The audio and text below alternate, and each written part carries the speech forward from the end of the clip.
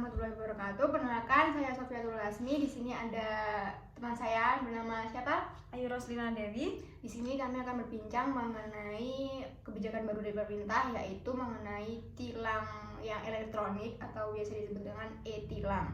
Sebelumnya Mbak Dewi ini tahu nggak apa itu e-tilang? Setahu saya e-tilang itu tilang elektronik yang biasanya di screenshot di lampu merah. Oh, yang CCTV itu ya.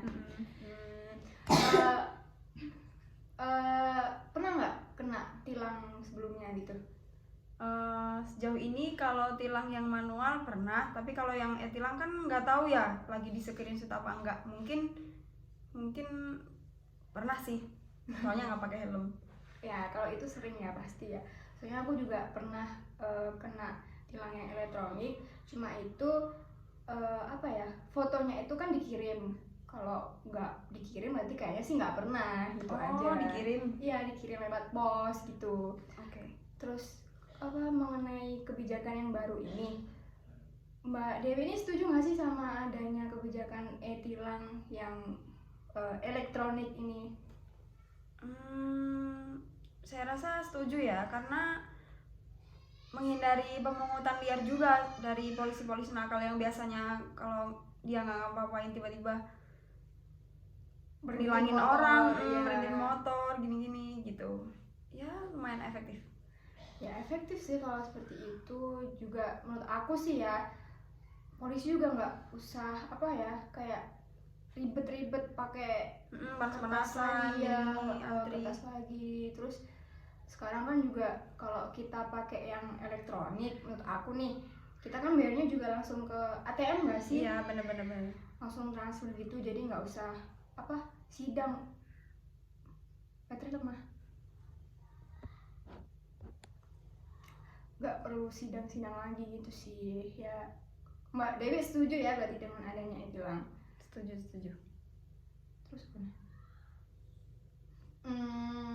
pernah apa ada pengalaman nggak tetangga atau keluarga mengenai e-tilang ini? Sejauh ini belum sih, belum ada. Kalau mengenai plus minusnya tuh ya, pasti kan namanya elektronik pasti ada positifnya, ada sisi negatifnya juga, ada yang setuju, ada yang nggak setuju. Kalau menurut Mbak Dewi sendiri, Mbak Dewi ini ada nggak sih sisi positif dari Mbak sendiri mengenai e-tilang itu? Kalau sisi positifnya sih pasti ada lah ya, mungkin lebih praktis, lebih nggak, kan kalau manual kan kalau kita ditilang kita harus sidang, harus kesana kemari gini. Kalau e-tilang kan kita tinggal di rumah, kita terima dendanya itu, terus ya udah pokoknya higienis aja, praktis aja gitu. Lebih efektif nggak sih juga waktunya? Ya menurut saya juga lebih efektif. Tahu aku juga pembayarannya itu ntar apa, ada tenggang waktunya, terus kalau nggak dibayar nanti kan ada dendanya lagi. Terus setahu aku juga nih kalau pakai e-tilang itu kan platnya harus baru ya biar tahu ke rumah siapa gitu. Terus kalau nggak baru itu biasanya kayak motornya nanti bakal di apa sih, blacklist, bukan di blacklist apa ya, kayak di nggak boleh digunain gitu loh. Rumornya kan seperti itu ya kalau pakai e-tilang itu. Terus kan itu tadi sisi positifnya. Kalau sisi negatifnya Mbak Dewi ada nggak pendapat dari Mbak Dewi sendiri mengenai sisi negatif dari e-tilang itu? Kalau menurut aku pribadi sih yang negatif mungkin ini ya, kalau misalnya ada temen minjem motor, ya. Terus dia yang ngelanggar, kayak dia yang nggak pakai helm, dia keluar lewat kota gini, terus dia yang ke screenshot, kan itu nggak efektif kan, jadi kita yang bayar, kita yang punya motor gitu. Itu yang pertama sih. Terus kekurangannya ada lagi nih, satu lagi, di daerahku di Surabaya tuh biasanya orang-orang tuh kan ini keluar kan pakai plat ya udah kayak biasa. Nah semenjak ada e-tilang ini kan sistemnya kan di screenshot gitu kan. Sekarang jadi ditutupin pakai kardus, pakai masker, ya pokoknya platnya ditutupin lah supaya nggak ke-detect gitu. Iya sih, itu sih kayak minusnya gitu ya. Terus menurut aku juga orang-orang tuh jadi kayak apa sih, kalau ke kota tuh kayak lah nggak ada polisi nggak apa-apa, nggak usah pakai helm, nggak usah pakai ini seat belt, nggak usah kayak gitu. Itu sih minusnya kalau menurut aku ya.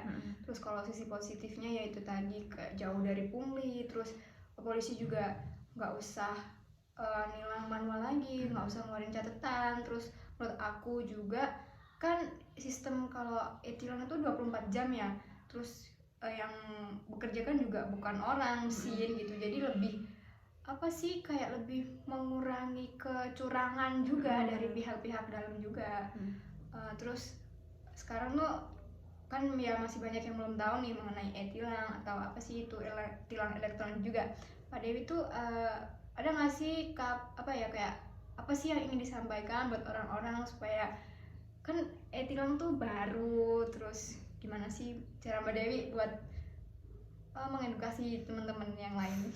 Oke, saya selaku mahasiswi prodi hukum nih ya. Jadi menurut saya masyarakat itu perlu diedukasi lebih tentang adanya e-tilang ini. Itu yang terpenting supaya mereka tahu gimananya kayak kenapa sih harus ada e-tilang ini, tujuan pemerintah itu apa, gini. Terus masyarakat juga jangan nyepelein seperti itu tadi yang terjadi di daerah saya yang di Surabaya. Nggak perlulah kalian untuk menutupi pakai masker, pengaruhnya untuk diri kita juga, bukan untuk pemerintah. Ya itu sih. Terus ya pokoknya Taati aja lah ya. berkendara dengan baik, jangan kebut-kebutan. Terus nggak usah lah sok ngide dikasih kardus atau apa biar gini. Udah taatin aja lah pokoknya. Gitu aja sih. Nah, itu bincang-bincang kita hari ini, saya dengan Mbak siapa? Ayu Sina Dewi. Saya sebagai host undur diri dan dadah. Assalamualaikum. Wes curhat